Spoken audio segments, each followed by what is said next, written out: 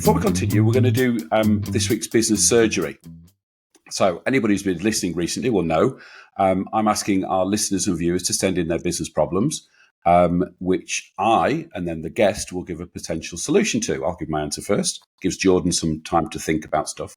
And today's question actually is very, very relevant. It's from a lady by the name of Alexa Frost, so tick for the female. What are the key things I should put in an angel investment pitch or pitch deck? Now, that's obviously a huge question, but we're going to do this really, really top line. So my answer, and I get asked this quite a lot. So my answer is to answer the following questions, because I'm an angel investor. This is what I want to know. So what's the pain point that you solve? How do you solve it? Will people pay for it? Will people repeatedly pay for it?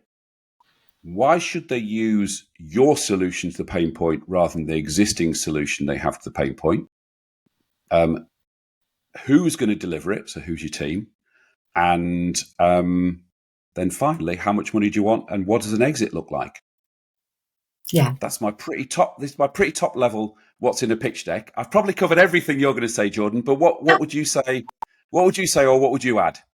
Yeah, so 100% agree with all of those points. Absolutely, Phil.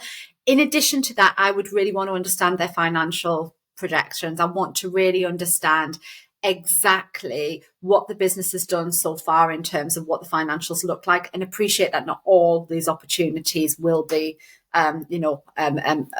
revenue generating. So I'd want to understand their financial projections in terms of what does it look like in terms of growth. The other things that I really like to understand as well is I want to understand the story behind the business, because I think that also brings into why they brought this forward. What was the real problem? The thing that you've mentioned right at the beginning of that as well, Phil. And also, I guess, not only the team who's doing this, but the support you've got around you as a business as well. So that could be partnerships, that could be your advisory board, but also how the money is going to be spent and what the future funding strategy looks like as well. Because if I'm an angel investor, I'm typically going to be investing in the very early stages of a business. So I'm going to want to know how much more money you're going to need over the life cycle of this business, or a review of that, to know if I'm going to have to invest again and how much I'm probably going to have to invest again to keep my shareholding. Right. Very good. And the other thing, and I think you've alluded to it more than I have, an angel investor looks at the person. So all those could all be ticks. You look at the person and go, the one thing that's guaranteed is the shit's going to hit the fan at some point during this journey.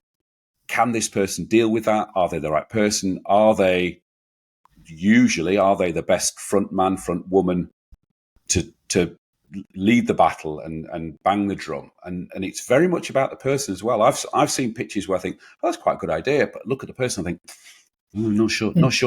not sure you could either deliver what you're promising or just you're the right sort of person. I would say, if I'm being really honest, Phil, I 100% agree with you. I'm thinking about some of the opportunities that I've invested in.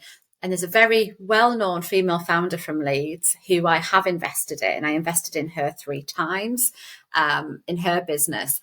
And I did invest her. I loved what she was doing. Okay, I saw the real opportunity for her business in the market. But it was that founder that led me to want to invest. I developed a really good relationship with her, and I got to really understand her real strengths, the things that she was great at. But I also got to learn a lot about her, I guess, I don't want to call them weaknesses because they're not weaknesses, but I guess things that she wasn't so good at, or indeed the things that were her worrying factors. That made me want to invest more in her, because I got to see this true person, and I'd back that person 100 times over, again and again and again. Okay. But I also have invested in opportunities where I guess the team have been absolutely phenomenal. And I know that it's a real, I guess, market opportunity.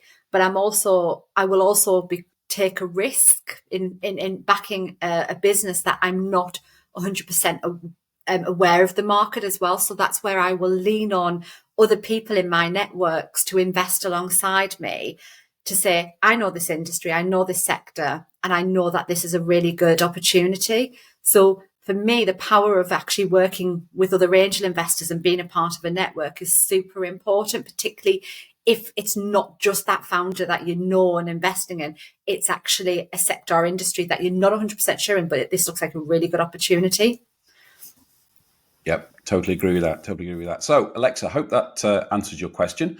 So, if anybody else has got their business problem they want me and a future guest to solve, just drop me an email at phil@leedsbusinesspodcast.com, and hopefully you'll get a shout out and you'll get your problem solved very, very soon.